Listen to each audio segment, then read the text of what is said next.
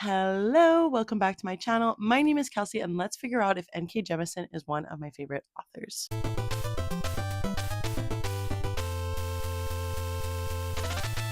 So welcome to another installment in my taste test series where I finish out some of the books on my TBR that I have from very specific authors. And today is none other than N.K. Jemisin, who I personally consider a favorite author, but I've only really read one series from them and a couple of short stories. So I decided today to pick up the rest of the books I have on my TBR from N.K. Jemisin and really solidify if N.K. Jemisin is a favorite author for me. She's definitely an autobi author. I've bought everything from her, and it was only a matter of time before I had to figure out if she was or not. So in this vlog, we read N.K. Jemisin's debut, The 100,000 Kingdoms, her next series, The Killing Moon, and then ended off to a finale of a duology. Oh my gosh, how could I forget? I also read the first book in this duology, The City We Became, last year, gave it 5 stars. It was my #1 book of the year.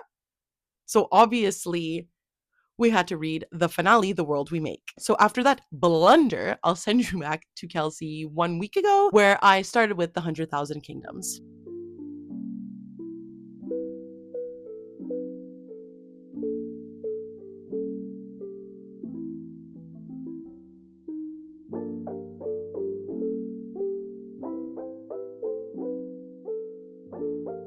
Hello, so I am trying to do a part 2 of this because before my son interrupted me, he's able to like stand and move if he's holding something, which is a lot to handle because if you know, I struggle a lot with my son reaching milestones because it makes me emotional. But that means he's able to reach things. You're being balanced precariously right now on my laptop on the couch. And right now he's distracted with his milk and playing with boxes. So I'm hoping we have a bit of time here to talk about my first thoughts of The 100,000 Kingdoms. And this is a new N.K. Jemisin series that I am starting. This is, from what I understand, N.K. Jemisin's debut novel as well. And it has received a lot of positive claim, and that makes me really excited because the purpose of this vlog is to pick up the 3 other N.K. Jemisin series that I haven't, well, I'm cheating a little bit. 2 that I haven't picked up at all, 1 that I need to finish to really solidify if N.K. Jemisin is a 100% favorite author of mine. I will pick up any new book. I did, if you saw my best books of the year, love The City We Became. So I'm really hoping that in this vlog we just have banger after banger after banger. And right now we're starting with The 100,000 Kingdoms. Our main character is Yen, who is the granddaughter of the king. When her mother mysteriously dies, she is called upon by her grandfather to come and be an heir of the kingdoms. But said throne is not easily won as he has named multiple heirs. The heirs are obviously interested in being the next ruler, and so there's sort of this idea to kill Yen. And when Yen comes to the kingdom and navigating the court politics and living within the court, there is this like undertone of dread because Yen needs to survive. There are gods that live within this kingdom, and from what I understand, the gods are used as weapons by Yen's family. They are sort of bonding with Yen in their own way because she is like the new meet, I guess, and they're trying to explore her, see what they can get away with, see how they can develop a relationship with her as well, how she can use them. So it is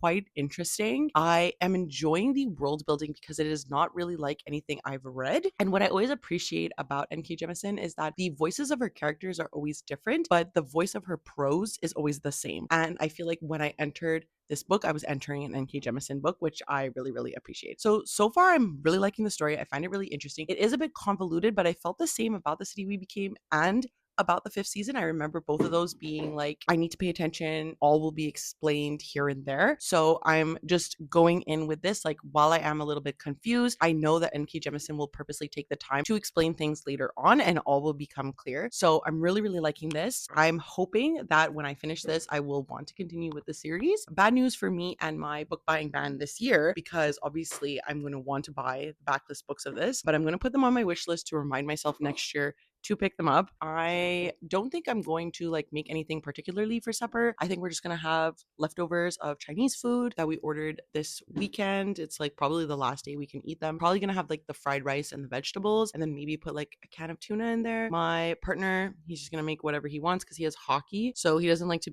play on like a full stomach, and my son's just gonna have the fried rice. I'm going to reheat it for him. So those are the plans. I'm going to get back to reading, and maybe I'll update you later. Maybe I'll update you tomorrow.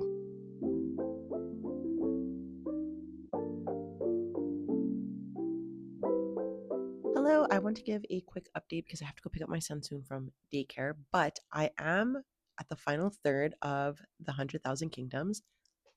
Loving it as per usual. I don't want to get too much into where we are in the plot because something happened that relates to like where we are right now. And it was a pretty big revelation about Yenne's character. And I think it really changes Yenne's motivations and what she does as we further into the book because of this like twist in the narrative. Her relationship with the gods has really grown because of this as well. I'm just really, really liking where this plot is going. I think the book is so interesting. I'm really, really happy reading this because it really solidifies to me that I enjoy N.K. Jemisin's writing a lot. I think I'm going to pretty much enjoy anything I read from N.K. Jemisin because this is her debut and it's pulling me in. It's actively engaging me. And this is like the first book she's ever written, right? I'm disappointed because I don't have the other books on my TBR. I would have loved to just continually dive into them over the next few months. But of course, as we know, I'm in my book buying ban, so I can't do that. Honey, you've got a big storm coming. But I can't wait to see how this book ends and how we're going to jump into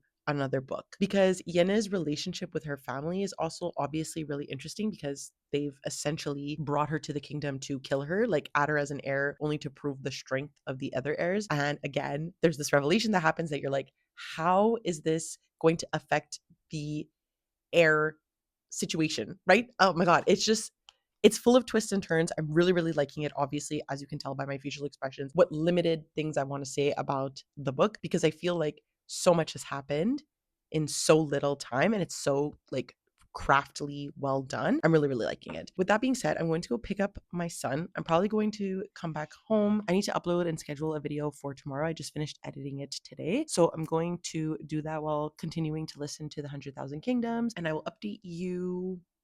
I don't know if it'll be tonight or tomorrow, but I definitely want to try to finish this today. Guys, I have to admit something to you. I'm a failure. I bought a couple of backlist books, but when I show you what they are, you will understand me. And I promise that's it for the rest of the year. Okay, I didn't even last a month. So the first thing I got was the sequel to The Serpent and the Wings of Night, which you saw in my last Romantasy vlog. I absolutely loved. And this finishes out a duology if I can read it this year. I think this purchase is justified, but also it's like so freaking thick. I'm really excited to read it. Then going on the Carissa Broadbent train, I saw that Slaying the Vampire Conqueror is also part of the Crown of Nyaxia like realm. So I also got this because, like I said, I'm addicted to the series after that first book. And then, of course, because I had the option to get another book in the Crown of Nyaxia series, I decided to get the first book in the next duology, which is The Songbird and the Heart of Stone. Okay, listen, don't blame me. This is the last one, I promise. For the same reasons, I was a slut for Fourth Wing and I needed to get Iron Flame. Listen, I don't know who I became after that vlog, but I needed to get my Romantasy fix. And alas, here we are. So I promise that 1, 2, 3, and 4 are the last books I'm buying for the rest of the year as backlist books. Okay, I promise. Maybe I'll read Onyx Storm. Maybe. I have to read Iron Flame first, okay? But I promise that's it, okay? I promise. Hello, I'm coming to you after just finishing the 100,000 Kingdoms. I absolutely loved it. This was almost perfect. Jemisin, I think through all of her books and short stories, just has this way of storytelling that is completely engaging for me personally. But I don't necessarily think that it works for everyone because there is this portion at the beginning of all of her books that is a little confusing, especially I think in this one where we're really having a shifting POV within the chapters. So we're moving between timelines and then we're also moving between two different POV styles. And on top of it, one of those POV styles feels like you are being spoken to directly as the reader when really you're sort of in the mind of one of the other characters. Listen, it all explains itself in the end. And I think that that's what keeps me flipping through the pages because I really want to know what the big reveal will be, what's going on. I want something explained to me. So it kept me super engaged, but I can understand that it feels very, very, very confusing. Even for me, it did take me a bit of time to really understand what NK Jemisin was putting down, but once I did, I was completely addicted. It really helped me understand the world a bit more, which is strange because it was so confusing, but it plays into what we need to understand about the relationships between characters, but also within our main character herself. And speaking of those characters, the world is filled with really, really interesting ones, and they help, I know it sounds strange, they help to really solidify the world building because each of them are distinct in personalities and their role within the world, but it works to build this overarching world that I know is going on in the background. I had such a great time with this. I can't believe it's NK Jemisin's debut, and I really can't wait to pick up the sequel, which is not very fitting because I'm in a book buying ban this year. But anyways, I gave this a 4.5 stars. Really, really loved it. Almost perfect. Highly recommend. Next, we'll move into something that is not helping my book buying ban either because it is another start of a series for NK Jemisin, which is The Killing Moon. This is the first book in the Dream Blood duology. So this takes place in an ancient city-state where peace is the only law. Upon its rooftops and among the shadows of its cobbled streets wait the gatherers, the keepers of this peace. Their duty is to harvest the magic of the sleeping mind and use it to heal, soothe, and kill those judged corrupt. But when the conspiracy blooms within the great temple, the most famous of the city's gatherers must question everything he knows. It sounds really interesting. It sounds like there's going to be some sort of like romance, I feel like. Also, I forgot to mention, the romance in here,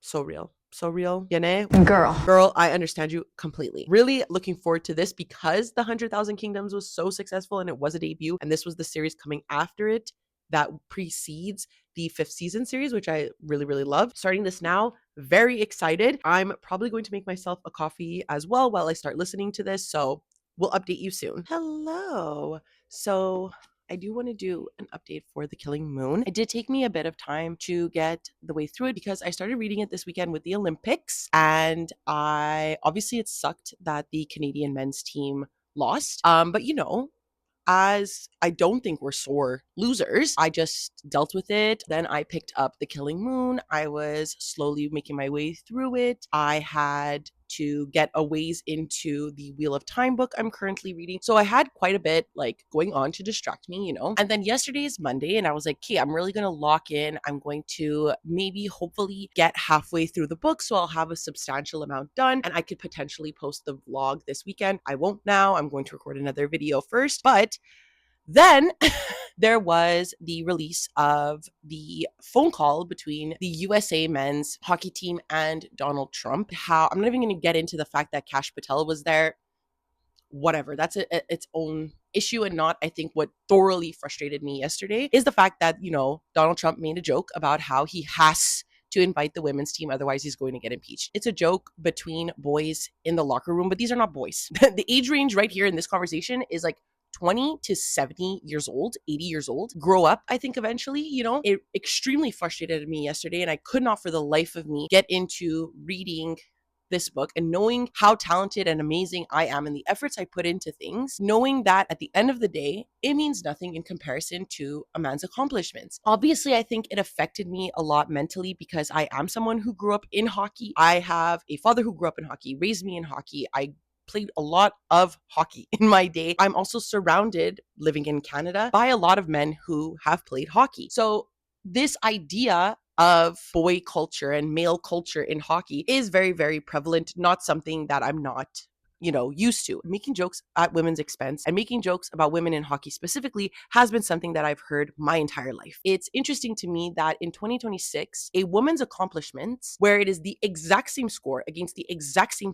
team, and you win the exact same medal, and you are still treated as lesser than your male counterparts. And it is so incredibly discouraging and egregious that women, in the eyes of these misogynistic pricks, are never going to be at the same level and are treated as a fucking joke. And it's so incredibly frustrating. And I was so upset yesterday, and I really, really, really couldn't do anything for how mad I was. And if you think it's an exaggeration, I think it's because you are a white man. At the end of the day, I think that's what it is. Male comedy is really just haha women, haha homophobia, haha racism, and they just get away with it constantly. And this fucking loser that's in office is perpetuating and making these men feel safe and making these men feel like they can make these jokes and then being upset when we're upset.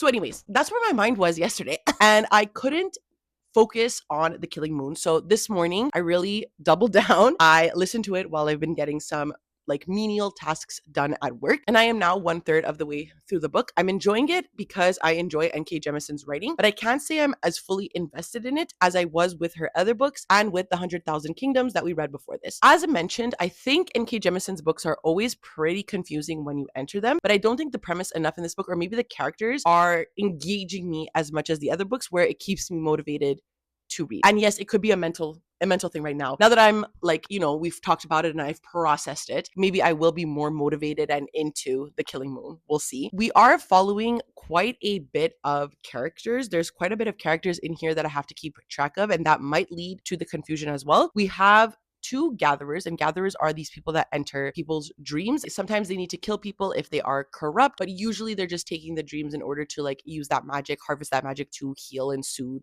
the population around them. What we are noticing in the first third is that there is this Reaper figure that is corrupting the souls of people, and Eheru, which is our like main character, is a senior elder gatherer. So we're following him, his apprentice, and the one character that I was a little bit confused on, but now that we got that chapter in, I can understand. And also it's in the back of the book and I didn't realize it. But there's this woman that Eheru is sent to kill because she is deemed corrupt, right? And so he's sent to kill her. And then they have this conversation where she's talking about how he's potentially being used, how he needs to let her get away. There's more to like this system and this government that Eheru doesn't really understand. And so he lets her go. And now we're getting to the aftermath of this, the consequences of it. And essentially, based on the synopsis on the back, that he has to protect her from this like Reaper figure that they are weary of, that is corrupting people from the inside. So far, I'm enjoying it because, like I said, it's an N.K. Jemisin book. I enjoy the writing. I enjoy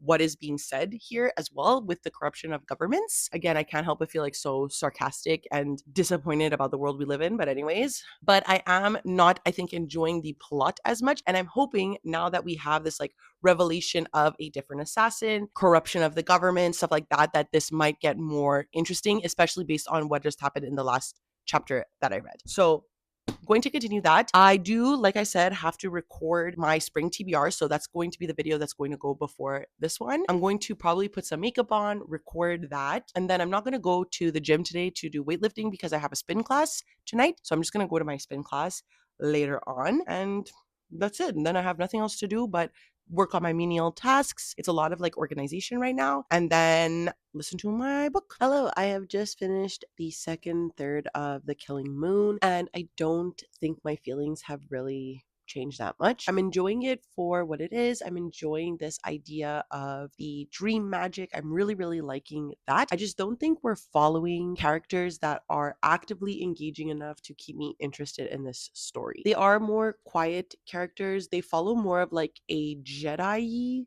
type of personality, if I can say it that way. So very much Qui-Gon Jinn, like very simple. They have one path. This is the path that they lead in life, and they're very good people. And they are on a journey right now with another woman who was supposed to be assassinated, but they're sort of protecting her in a way. She's also like inherently good. And it's not that people who are inherently good, I was going to say are not boring, but sometimes they are boring. And I feel like this is what it is. It's why I think Anakin's story in Star Wars is so interesting to me, because he is chosen to be the chosen one, the big Jedi, and he ends up turning to evil. I think that that's what makes villains very interesting to me, whereas like good people, I think, where they don't have something inherently within them causing issues, tend to be more boring to me. However, saying that, what has been revealed in this second third and what is possibly going to happen in the next third is really, really interesting. A lot of revelations happened that add to Iheru's interest for me. So, like I was saying, Iheru starts the beginning of the book being this very good character, and something is occurring to him in the second third that is making him a tad more interesting for me. I don't know if it's enough to really change my overall thoughts of the book, but it's definitely enough to continue to keep me engaged right now and continue listening to the rest of the book. I just finished work, so before I go pick up my son, I want to try and edit the video that I wanted to put up tomorrow. I just didn't have a chance today because I was quite busy. I don't know if it'll go up tomorrow. It is just a TBR. They do take me less time to edit. So it is possible it might be done, but we'll see. But that's what I want to focus on right now. And possibly tonight, I'll work on finishing that last third. Definitely going to finish it tomorrow and start the last book in this vlog, which is really exciting to me. I'm going to get to it because I have nothing really else to say, and I'll possibly see you later.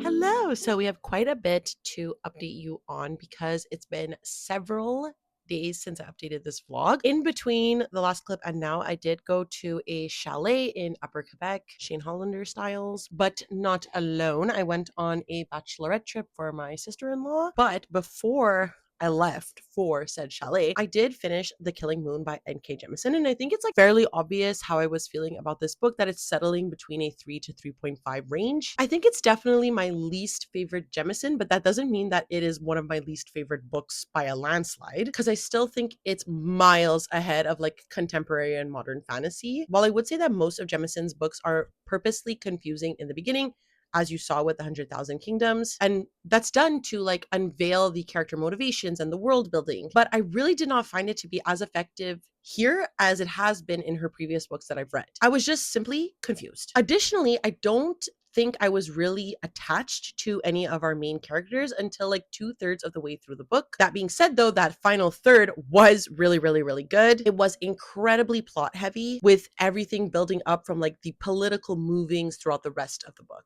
I think the conclusion of this was really fast paced, it was engaging, and pretty satisfying considering how slow I found the first 2/3 of the novel. So I'm settling on a 3.5 stars because I would consider that ending to be a landslide, to be really, really good. And that makes up, I think, for the beginning portion, but I can't deny my overall enjoyment in the beginning portion, which is why I'm settling on that 3.5. Since I finished that, I moved into the final book of the vlog, which is The World We Make.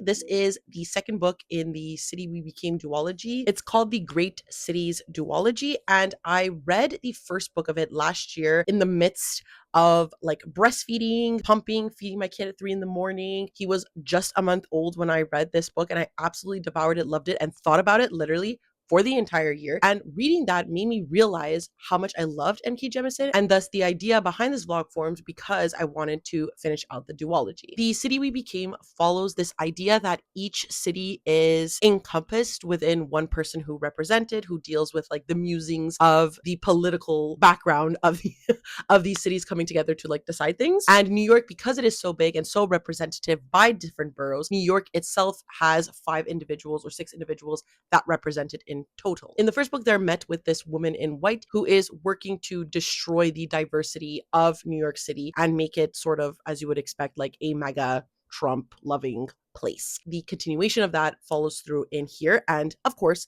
I'm absolutely loving it. What I really, really like about this series specifically, having read now the other series on my TBR and having read the 5th season series, is that N.K. Jemisin really has a voice for each individual book, which I think is really, really telling to her talent, because you feel like you're reading from these characters' perspectives and they always feel different. And that is certainly the case with the Great Cities series, because we're following, right, 5 individuals who represent New York, but each of them have an individual personality that you sort of get which one is talking. And I think that that's just incredible because it also differentiates this series from other ones. So there's a whole whirlwind of characters that N.K. Jemisin has created in all of her individual series, and all of them have different voices, and you can really, really tell within the writing. One of the things I really liked about the first book, and with continuing with this one, is this discussion on like gentrification and the influx of conservative ideologies entering these diverse spaces. And this book is also touching with ICE as well, and what's going on with ICE in the States. And I just think that this is a really important book that N.K. Jemisin is writing, and I'm interested to see the rest of the book, how the plot unfolds, and how they are going to deal with the woman in white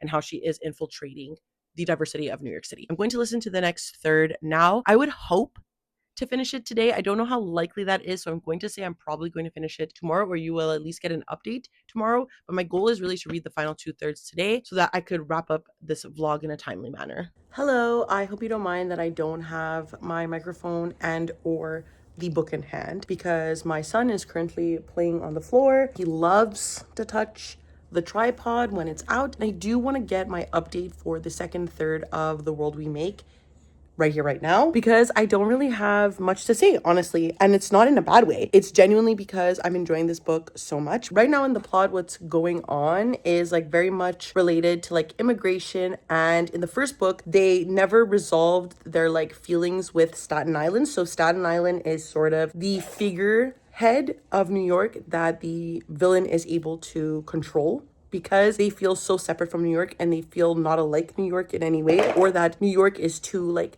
liberal democratic to care about the people of Staten Island. There's a lot of discussions on how Republican or more conservative politicians end up being appealing to these communities who flip-flop between democratic practices and conservative practices. So I think that this is all like a really interesting discussion. Obviously, like I mentioned before, we had discussions on ICE, and now we're really moving into the nitty-gritty of like boots on the ground campaigning and how it affects the surrounding areas and the people that are a part of these campaigns. So it's all been very, very interesting. There's been a bit of world building specifically with Manny that I think is really interesting, but I don't want to get too much into spoilers onto who Manny is, what Manny's story is, how Manny is reflective and related to New York in this way. Sorry.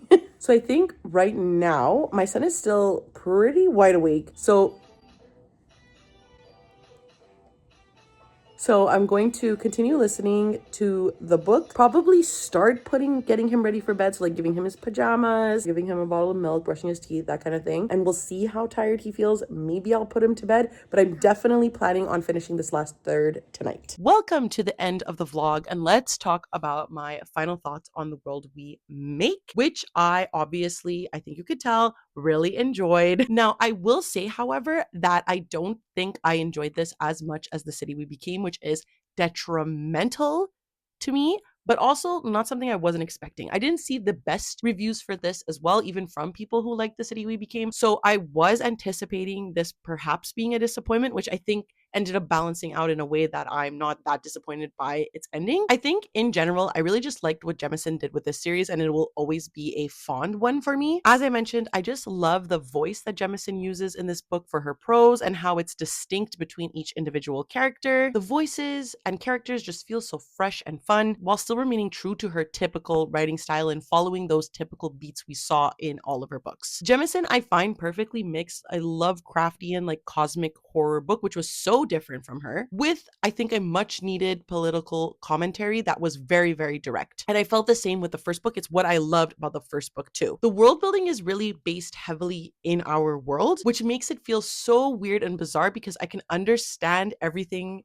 that's being said and I can understand like how this would happen, and it just made me love it even more. However, as I said, I did not give this a full 5 stars as I did with the first book, because I did find that for a second book and for a finale, I don't feel like it hit the ground running like the first book did. Despite saying that I liked the world building, there were still some gaps in it that went too unanswered for me to feel really satisfied with this ending, and I'm left finishing the duology with questions when I didn't even have these questions at the end of the first book. That being said, though, I still really enjoyed this. I gave it a 4 stars, and let's just summarize my final thoughts of all of these books. So I think what's actually really interesting for me is that I ended up giving her debut the highest score of the vlog with a 4.5 stars, and I cannot wait to pick up the sequel in this duology because it just enamored me so much and I really loved it, and I think it was just a perfect blend of everything I like about N.K. Jemisin, so craftfully done. And I think it exceeded my expectations, which is also why I absolutely enjoyed this. Anyways,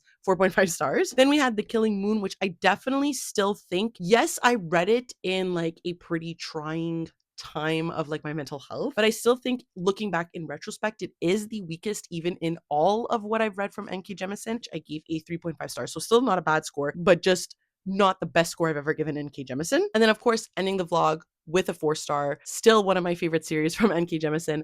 Very happy to be done with it as well, knocking off another series off of my TBR. I find this vlog was really successful because I enjoyed every single one of the books I read, and I found a new favorite that I'm really excited to continue with. I'll obviously still be continuing with The Killing Moon as well because it's just a duology, but again, solidifying that the 100,000 Kingdoms is definitely something I want to continue. So that means that it is the end of the vlog. Please let me know down below if you've read any of these. Do you like them? Do you hate them? Let me know. Of course, if you would like to follow me on my journey, I always leave a link down below to my Twitter, Goodreads, and Instagram if you would like to follow me there. Of course, as long as social media is up and usable by the masses, it will be there for you to follow. And because it is the end of the video, please do not forget to like, subscribe, and ring the notification bell. It does wonders for my channel, makes me feel really good. And that's it. I never know how to end these things, so I will see you next time. Okay, bye.